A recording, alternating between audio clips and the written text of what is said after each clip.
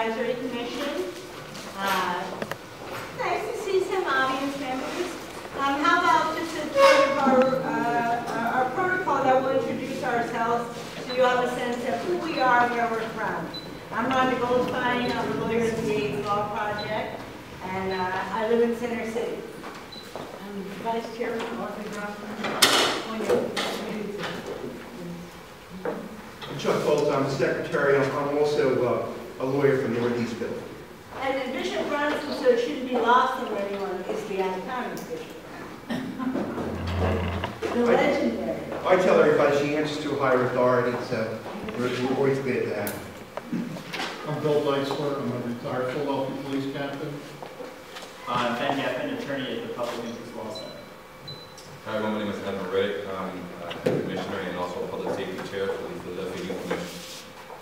I'm Kelvin Anderson. I'm the executive director, and I live in Westfield.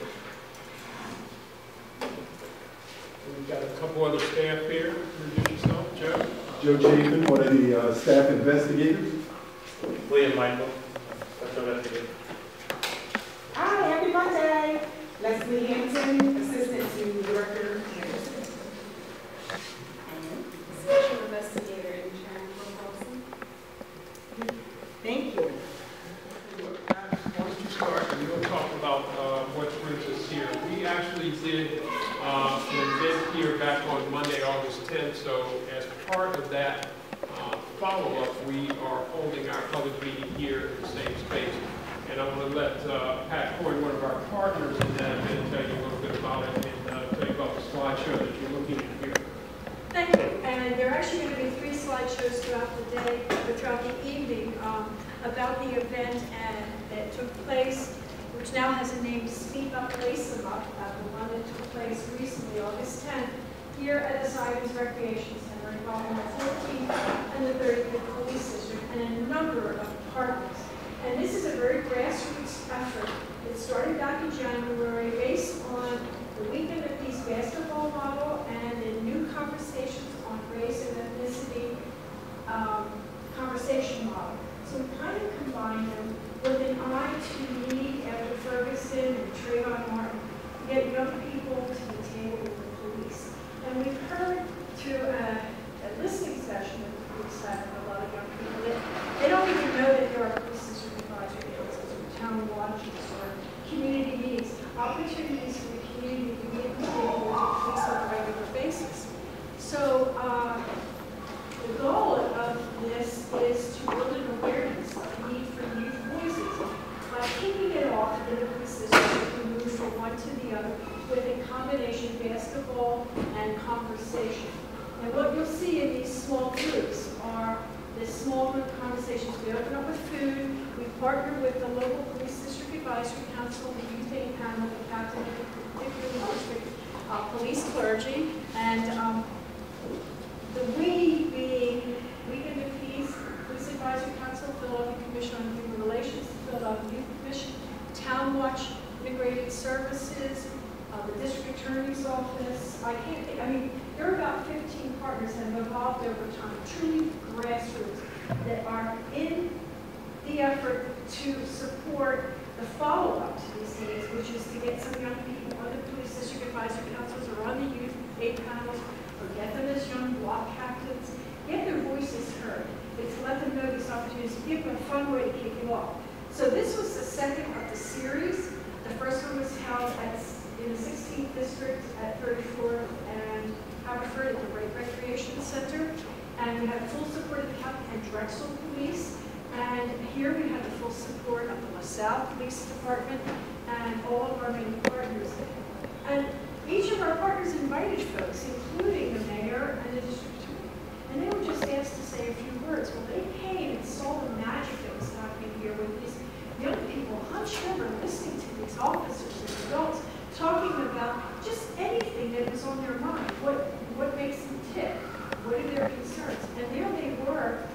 These are the kids who played, or the young adults who played the ball, and we had the officers from the police department. They were so moved, the mayor stayed and sat down at the small group sessions the entire time. The DA did it as well. So it was pretty amazing. And so these are the slideshows. This was taken by the police AV. Got a lot of press. And again, the Police Advisory Council is an integrated commission, is an integral part of this. It really started with three partners, the League of Peace, the Police Advisory Council, the Police Department, and the Commission on Human Relations. So you're an integral part of this effort, and we hope to continue it on forever. And this is an effort, or some of us being here is an effort to follow up with the community after the games. That's very positive, but we know there are other issues as well. And as we move forward, we're going to hope to enhance these meetings so that we can really bring all of our partners here to share information about what they do and to get the community out. This is just evolving. So thank you for the opportunity to share this. Does anyone have any questions? Okay. Helen, did you play? Wait. Now, bike events I do, basketball knees don't work for this. But he and Leslie were the cheerleaders, and we have a great picture of him with the prom puffs sticking out of his pockets. But he did the tip-off, the mayor did the tip-off, and he sat down in these conversations and talked to his kids and stayed the entire time. I mean, he was just so moved by this. Well, that's very unusual for the mayor, so he must have something really positive going on, because he's always moving on to another event somewhere else. Exactly, with no time for anything, maybe drive a hot dog all out there and yell. But no, he said, and the DA did too. These are men who have huge things on their plate. Any one of you is welcome to be a part of this as well. And the young people, I gave one kid a ride home from the 60s. And he talked about, I can't believe the police didn't like the press. I mean, they're coming from worlds where the police are these alienated people.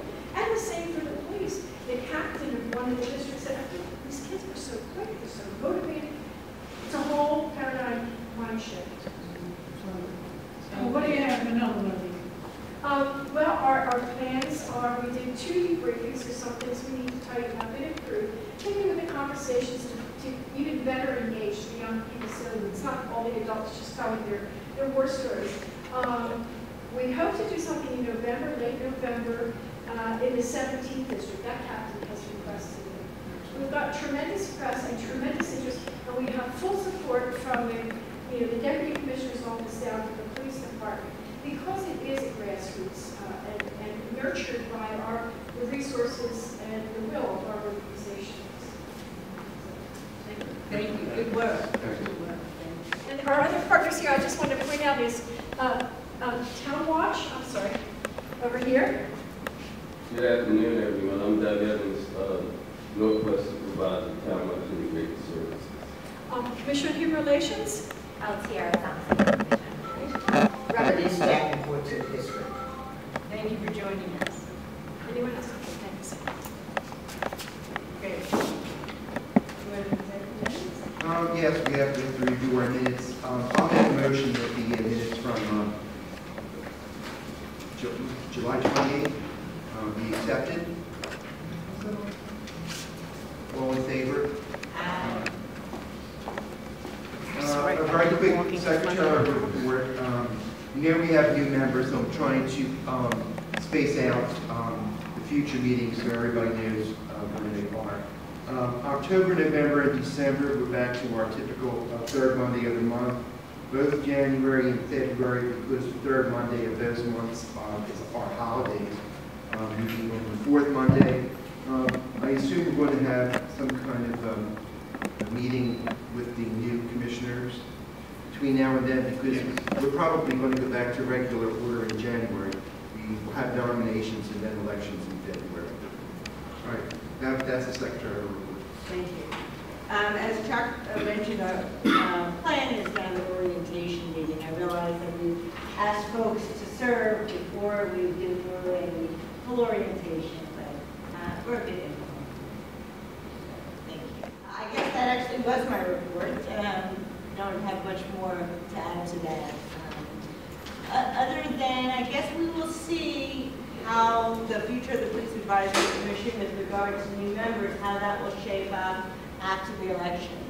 I guess we have some reason to believe, without going into too much detail, because nothing's been certain, finalized, but we have reason to believe that we will continue on in this configuration, if not in improved configuration. So, Well, if Presumptive Mayor Kenny's political advertisements are anything to hold stock in, I would say yes. The public safety platform that he has put out there so far does say that the commission is very much a part of that. Much of what he has put out there in terms of oversight and transparency is congruent with what we've been discussing over the last year or two in our report. So I think we have good reason to be hopeful for the Kenny administration should that come to pass. Calvin, do you know if, I knew Commissioner Chaudhry couldn't be here. Did you hear from the other 4 commissioners that are not here? Did anybody contact you and say I they did weren't not. coming? We heard I from did hear Sarah. from Sarah. Oh, Yes. Sarah, I okay. heard from Sarah, that's correct. Okay, with that, Thank you. thank you. Okay, as you said, we'll move the executive session to the end of the meeting so we can just continue forward here. And I just would like to start by again saying thank you to the Human Relations Commission and all the rest of our partners in the event here in August. Anytime we can set up a situation where our young people are talking directly to our police officers and they're learning from each other, I think that's a positive situation that we all should try to continue. Particularly this effort at the district level, at the neighborhood level, with the folks who are patrolling your districts, in particular talking directly to the kids in your neighborhood is something that we should continue whenever we can. So thanks again to our many partners in that, and I'm sure we're going to pick up quite a few more as we continue that effort throughout the city. I'll give you a basic overview of the complaints that are existing right now. The commission itself has done intake on 25 complaints this year so far. We're a little up from the cases that had come into the commission last year. We had 9. We have 48 investigations, open complaint investigations between our 2 investigators. Internal Affairs so far this month has received 41 complaints, a total of 560 complaints throughout the entire city this year. That's a very slight increase from 552 complaints that were received by this time last year. In addition to those complaints that our investigators are working on individually as full investigations, we also audit a large number of complaints. The reason we do this is we want to pay attention to the trends in complaints. We want to know what's happening in a particular type of complaint, be it physical abuse, abuse of authority, verbal abuse. We want to know which officers obviously are getting more complaints than others, if in fact that's an indicator of some type of problem. So to that end, we're auditing 137 complaints, and those are complaints, as I said, that fit into various categories that we've identified, or they're complaints that some of our officers who happen to get more than the average officer are getting. So we're paying close attention to them. In addition to that, we also have been attending, starting this past year, all of the Police Board of Inquiry hearings. The Police Board of Inquiry is where complaints go after they leave Internal Affairs and the police department sees fit to met out some type of discipline. Will, Joe, and I attend those type of events at the PBI, and we also report back to you on what the outcomes of those particular complaints are. We're also beginning work on our annual report for this year. That means we're going to be compiling information about all the complaints I've just been discussing with you. We'll be telling you which of those complaints were sustained, that is, which ones the officers were actually handed out some type of discipline, complaints that were not sustained, or cases where officers were actually exonerated. We'll also be reporting on shootings and all of the DOJ recommendations that we've been talking about for the past year as a result of the DOJ shooting report. Also on a lot of the community outreach efforts, such as Speak Up, Lace 'em Up, which we've just been discussing, and a couple other things we've been doing to try and change that relationship between particularly our young people and our police officers here in the city. To that end also, We've been working for several years now with a group called Operation Olive Branch, and they hand out an annual award for community service at the police district level. We assist them by letting them know what the count of various types of complaints are throughout the districts, which complaints have more, which complaints have less, what the trends in those complaints are. And that assists this group in making their decision as to where they're going to hand out that award. I think it went to the 24th Police District last year. And that will be handed out in October at a ceremony at the district that receives the award. In terms of the next step in the Department of Justice shooting review, you'll recall that that first report on shootings in the department was issued back in March. Coming up in either mid-October to sometime in mid-November, the Department of Justice folks will be back for the second of what will be 3 actual visits that they make to the city. And this time they will be telling us about how well the department has done in putting those recommendations into play. There are probably about 50 or so recommendations that the department is working on right now. Everything from training to transparency to any number of other things that they're trying to do to improve the department based on what the Department of Justice has told them. We will hopefully be convening a public meeting to let the Justice Department speak directly to you. I met last week with some of the folks from the National Action Network, the Philadelphia chapter, who you may recall testified at the hearing back in July 2013 when this all started. And I'm going to be requesting that the Department of Justice reach out to those folks and possibly schedule some type of public forum to tell you from their point of view how well the Philadelphia Police Department is doing in putting those recommendations into play. May I ask a question? Yeah, absolutely. Did I hear, I think I heard you tell you that officers that are involved in shootings, their names are not to be published? Well, what's happened is, as part of the recommendations, Commissioner Ramsey has begun naming officers who are involved in shootings within 3 days of the shooting. If the department is satisfied that there are no credible threats against the officer or anything that would endanger them in any way by naming. The commissioner has done so far in 2 cases, one of which is the Brandon Tate Brown case. As a result of him doing that, the FOP first filed back in July an unfair labor practice charge saying that by the commissioner and the police department of the city beginning to name those officers, they see that as a violation of the contract in that this was not something that was negotiated. Both the city and the police department are confident that they're in the right in doing this.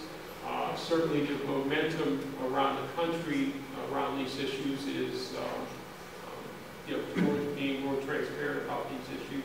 A number of other departments around the country have been doing this for some time, and hopefully that labor relations charge will not derail what we see as a pretty significant change in the way we talk about these incidents here in Philadelphia. In addition to that, last month, actually about 2 weeks ago, the state representative from the Northeast, Marina White, started a piece of legislation in Harrisburg that would prevent a police department, any police department in the state, from naming officers unless there is some type of criminal charge against it. Frankly, I don't think that that's going to go very far, but that is something else that's out there that we have to pay attention to. Has it moved at all? No, it has a couple of co-sponsors, but it's now in the state's law and government committee. We'll make sure it stays there, but we're going to pay attention to that as well, because that is a potential issue. You might not know this, but is that an outlier? Is there other legislation in other states that prevents that disclosure? I've never heard that before, but California, up until just about a month ago, actually, there was a California Supreme Court decision that overturned a law that they had that also prevented agencies like ours or police departments or municipalities from naming officers or revealing information in their personnel record. However, the state Supreme Court out there just overturned that. Now jurisdictions in California, which is obviously huge, with a lot of police departments there, are now beginning to name officers as well. There are a number of bills in state legislatures around the country actually that are naming cases. Maryland is one. Illinois just passed a series of police reforms, of which that is a significant part as well. Who's the rationale behind that? I'm sorry? Who's the rationale? Just a general idea that in the post-Ferguson era, I think now we're seeing lots of state legislatures in particular scrambling to deal with issues around right to know, issues around disciplinary records, other information that agencies like ours or individuals who are trying to find out what's going on are insisting that we should know who police officers are, who shoot and kill people in our community. We should have access to information about significant discipline that a department hands out. So I think what you're seeing now, and some of that too is actually encapsulated in the President's Task Force report and the DOJ report, which both recognize that the community has a significant interest in knowing these things. So we're seeing that play out now in state legislatures, and certainly we're going to see some pushback from police unions and other folks who are on the other side of the equation too. So again, the DOJ folks will likely be back here in October or late October, probably early November. We're going to be trying to convene a public meeting so they can talk directly to our citizens about what's been implemented with that. In terms of shooting records, we signed a memorandum of understanding with the police department back in July. We are finally beginning to receive all completed shooting reports. We just received the first 3 reports this past week. Staff and I are reviewing those along with our counsel. One of the things we're doing too is trying to draft protocols for how we as an agency will deal with those shooting reports. What will happen at the investigative level as they come in. What will happen when we are eventually going out to the scene for these shootings. Another part of the recommendation that isn't in play yet, but should be soon, is we will receive a call when there's a shooting. We will be going out to the scene with internal affairs and the other investigators and have direct eyes on the incident just as they do. Hopefully, again, to increase transparency and public confidence that someone outside the police department actually has a handle on what's going on. I think in particular of what happened with the Brandon Tate Brown case, and I think certainly if we were at the scene for that, we could have provided another set of eyes and another set of ability to report on what happened that hopefully would have changed how some of that played out, maybe not. But the idea there is for us to actually be on the scene, see what happens, and report that back to the public to the best of our ability within the confines of the agreement that we signed. And again, that fits quite well with Commissioner Ramsey now beginning to name police officers within 3 days of a shooting. So we that will be publicized. That will not be publicized. For us, it will be. If the commissioner names an officer within 3 days, then clearly we're free to do the same thing. Similarly, officers whose names show up in the public record elsewhere, for example, in lawsuits and things like that, obviously we're free to discuss those things as well. I think in terms of discussing cases that are not finished, for example, if we show up on the scene of a case and an investigation is running for a few days or a week or 2, obviously we won't be able to discuss that case while it's ongoing, but once the case is finished, then we're free to discuss. And by that point,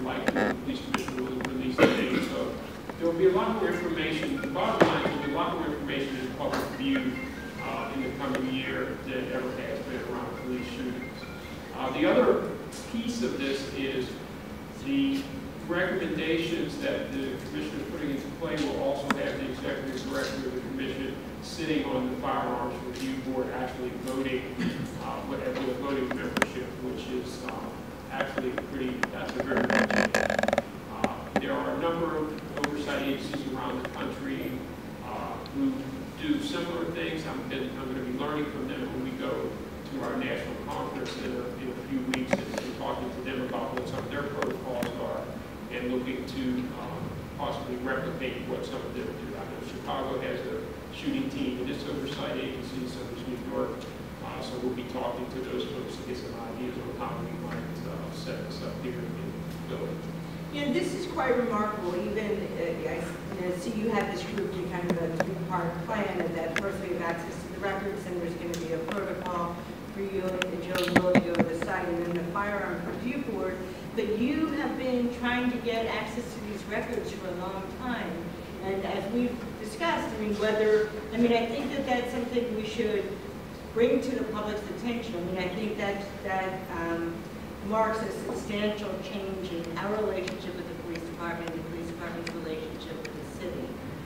So I guess we could talk about whether we think a press release is appropriate given the timing. And making some notice of that. Yes, and an applause, yes. No, it is an extraordinary move. For the 20 plus years we've been in existence, more than that even, we have in some instances received these reports, but this is the first formal recognition that the commission is, number one, entitled to these reports, and number two, that now the challenge is to actually take the reports and do something with them and build a system of accountability and transparency for people to be able to see what's happening. We're very much looking forward to that. So we should put out something about this incremental and important progress, and then when these other two items come to fruition, publicize them as well. So if we think that this week is probably busy with our holy visitor, so then maybe next week. And that brings me to just an office item. Yes, that's a great lead-in.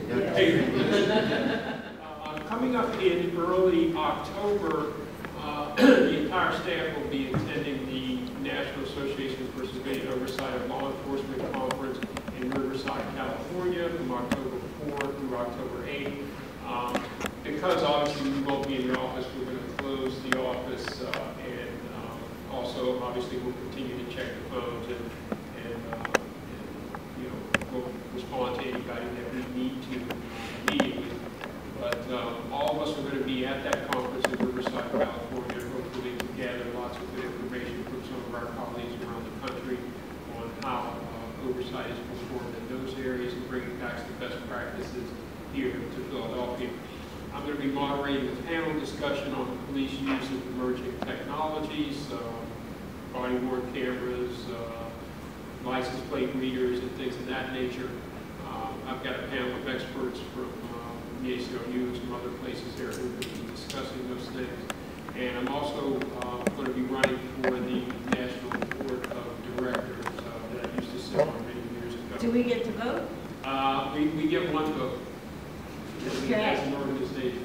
This is actually, I have to compliment the city actually, because this is the first time we've actually had our dues paid on time and we can actually participate at this level. So that's exciting.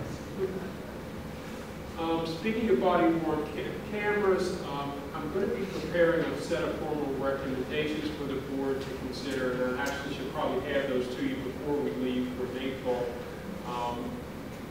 What our concern, and we've had this for some time, is that this policy is currently being put together inside the police department, unfortunately without any public input. Now, as I referred to in my report here, the President's Task Force says that when a law enforcement agency brings a new technology into play, that should be done in concert with the citizens who will be subjected to that technology. So, for example, when I was in Washington, D.C. back in July at the President's Task Force Community Meeting, we heard quite a bit from the folks in Spokane, Washington, the police chief there, the mayor there, about how their policy was put together. And in fact, what they did was they had community input into the process.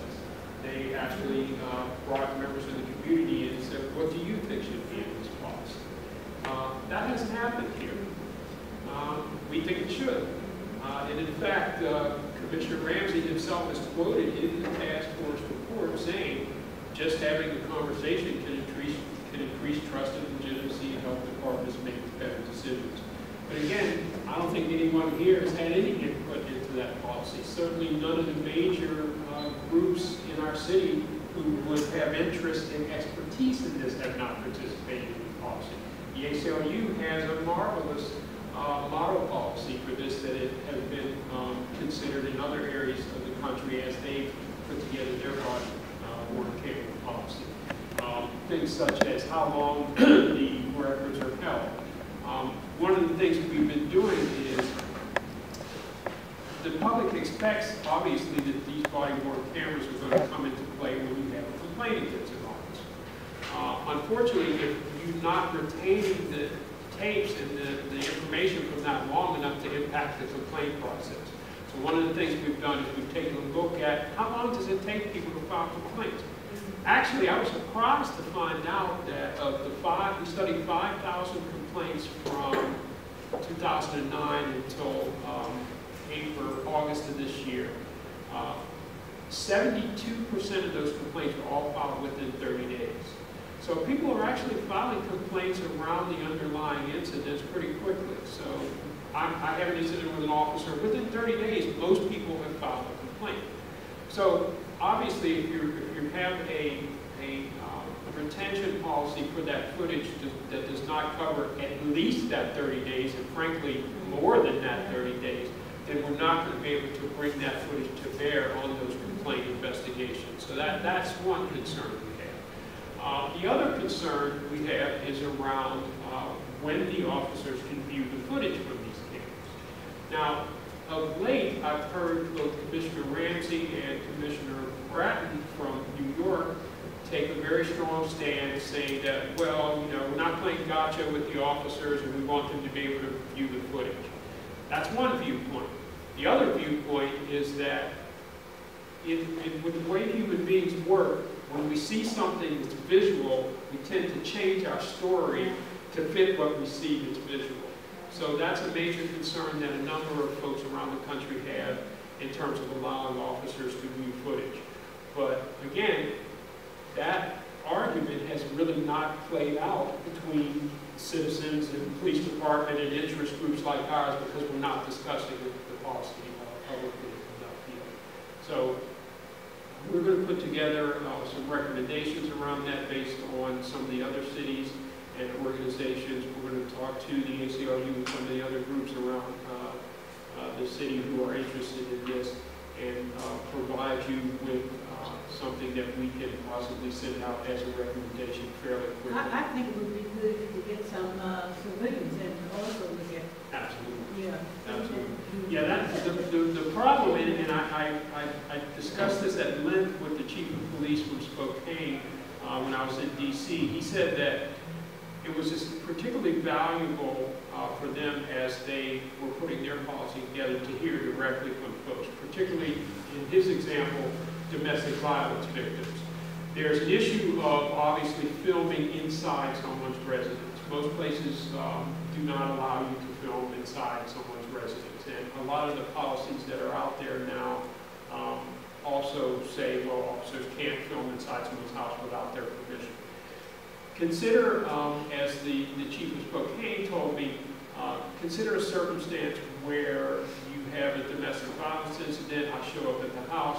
Obviously, the accuser does not want me to come in there as a police officer and film what happened. But if I'm the victim of that, I think I probably would want someone to do that. So that's one consideration. So again, we won't know all of those types of nuances to the thing unless the policy is discussed publicly, unless we're forming the policy in public.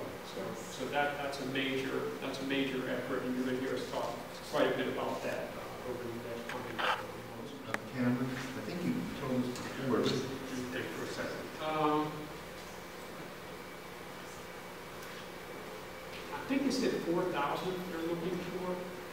a big number. Yeah, and they're going to be rolling them out slowly to, a group of officers at a time, and then, then replacing them obviously over a certain period of time too. But the current test of the cameras is taking place in the 22nd district.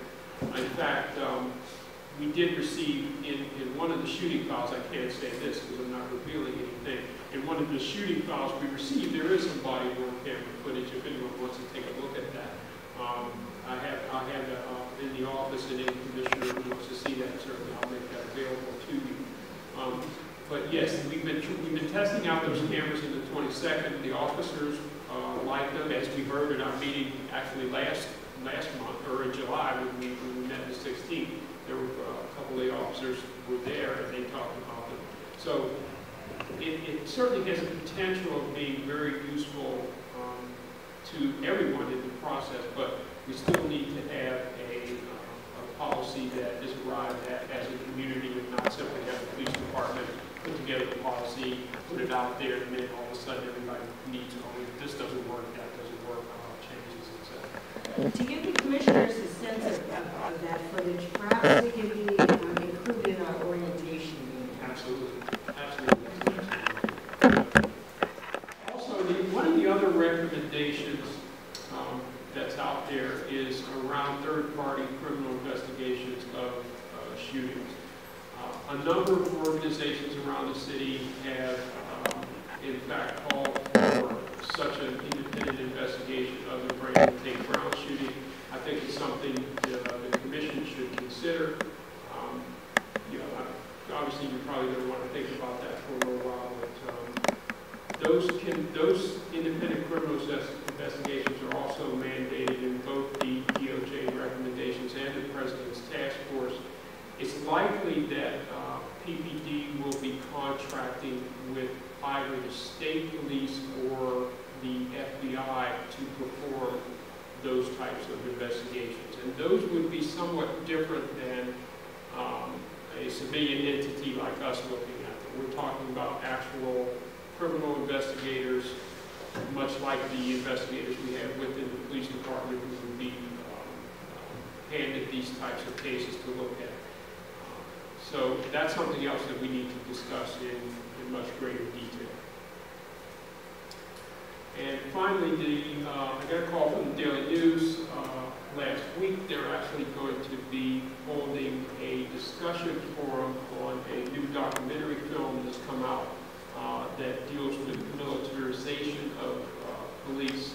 It's called Peace Officer, and it's a documentary about a former sheriff who established his state's first SWAT team, only to see that same unit killed his son-in-law in a standoff 30 years later. So we're going to sit down and watch the film and then have a public discussion about the film afterwards, probably sometime in late September. I think we have September 30th as a temporary date in that. This screening of the film is actually going to take place in several cities around the country. I know Los Angeles, Chicago, New York, Philadelphia will be having. And that is my report for today. Thank you very much. Any questions? So let's do this then. Why don't we open up for any public comment that there may be, and then we'll ask our guests to excuse us so we can finish up the executive session.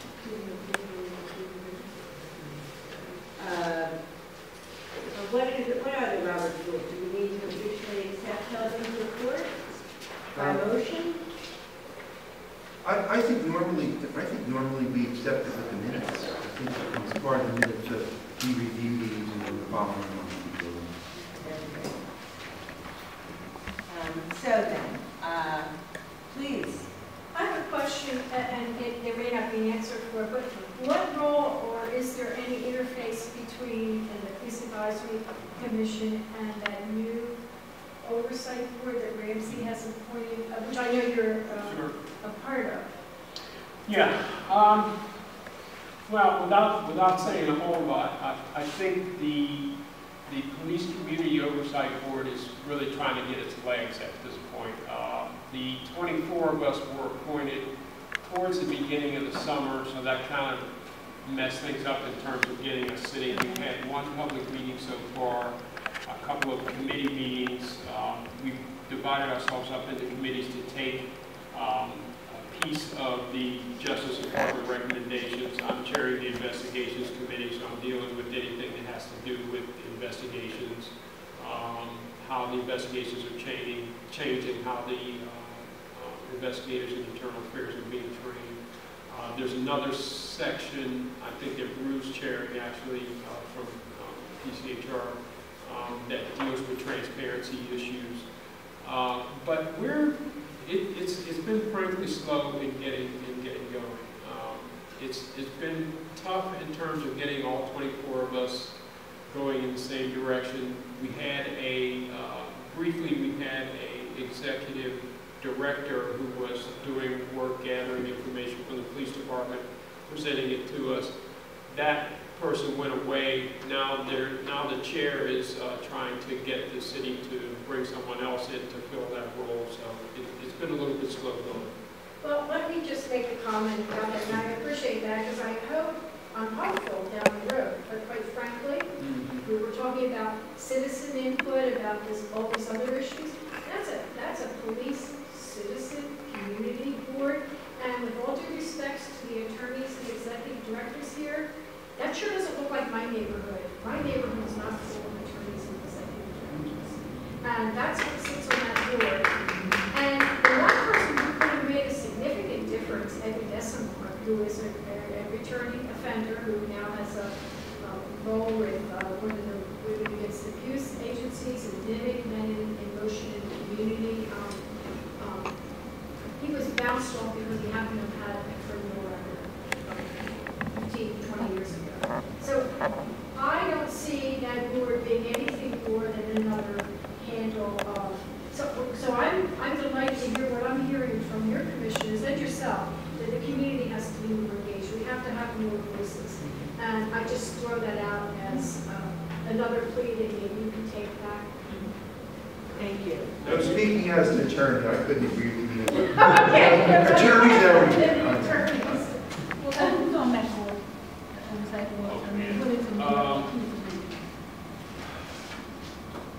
You've got Pedro Ramos.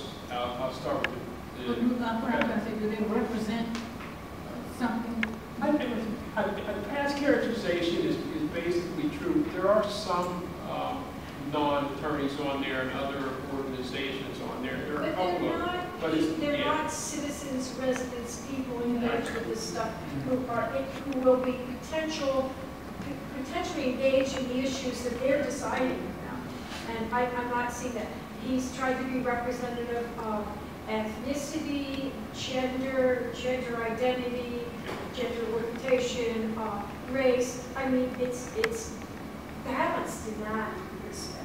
But I don't mean to step on what you're saying, but I just think I appreciate your efforts to say that it has some diversity, but diversity isn't the kind that includes those citizens. Well, how can we find that? Print somewhere? The members, that's probably available, and we can send that. I have a list of members and everything. And they're good people that are members. They're good people, but they're not at community level. They aren't necessarily folks who have a specific constituents that are answering to particular groups. So they're, leaders in the city, which is important, but I think the point is well taken. And we need, direct representation of the citizens. I will absolutely send you that list before we're done. Ma'am, do you have a question? Is the meeting with the delegates open to the public, or is it just to view the documentary?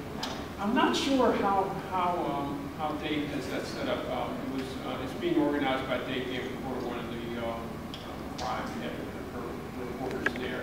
And I'm not sure to take a moment to introduce our videographer back there, Ruth Quiet, and Charlie Burkett. Charlie has been out with us a couple times trying to lend some video presence to our efforts here. I want to thank him very much for that.